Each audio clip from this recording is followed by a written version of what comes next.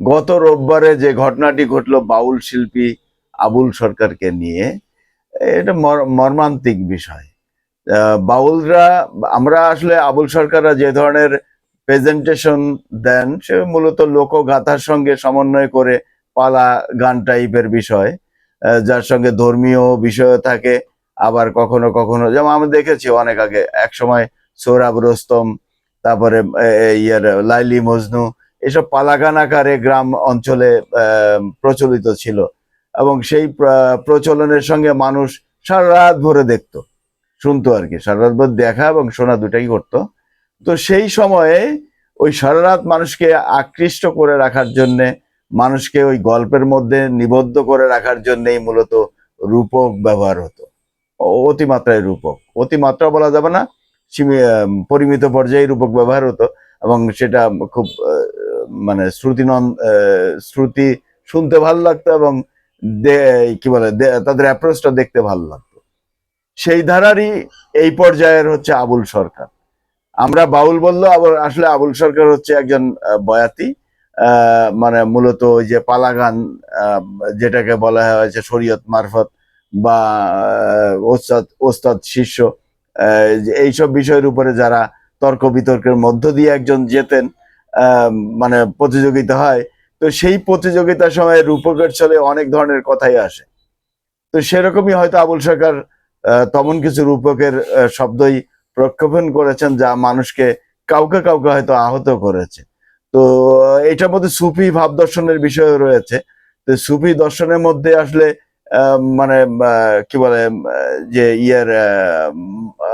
মানে হুজুর, কি বলে, পীর মাশায়েখদের বিষয়টি বেশি প্রাধান্য পায় এই ক্ষেত্রে। যেই পটভূমিতে এই ঘটনা ঘটেছে সেটি আসলে আমরা চাইলেই এটিকে মানে ছেড়ে দিতে পারতাম, অ্যাভয়েড করতে পারতাম। কারণ হচ্ছে যে আবুল সরকার শুধু নয়, অনেক হুজুরও দেখি ওয়াজে এমন কিছু কথাবার্তা বলেন যা মূল ধর্মীয় পুস্তকের সঙ্গে সামঞ্জস্যপূর্ণ নয়। এটা আমরা জানি। অনেকেই বলেন যে আমরা নাউজুবিল্লাহ যে কোরআন শরীফের মধ্যে 52টি ভুল ধরেছেন একজন, একজন আবার বলেন এই শব্দ এই। তো এইসব বিষয়গুলো আসলে অতিমাত্রায় স্পর্শকাতর বিষয়। এটি ধরলে অনেক কিছুই হবে, আর এটিকে অ্যাভয়েড করলেও ক্ষতি যে খুব বেশি হবে তা না, তবে সংশোধনের প্রক্রিয়ায় যাওয়া উচিত ছিল। আমি মনে করি আবুল সরকারকে যেভাবে গ্রেপ্তার করা হয়েছে, এটা আসলে সে হয়তো বিচারের মাধ্যমে জামিন পাবে বা বেরিয়ে আসবে, কিন্তু পরবর্তীতে যে ঘটনা ঘটছে, তহিদি জনতা নামের এক শ্রেণীর মব ভায়োলেন্সের যারা করে বেড়ান, এরা যে ঘটনাটি ঘটিয়েছে পরে পরে সেটি অত্যন্ত ন্যাক্কারজনক।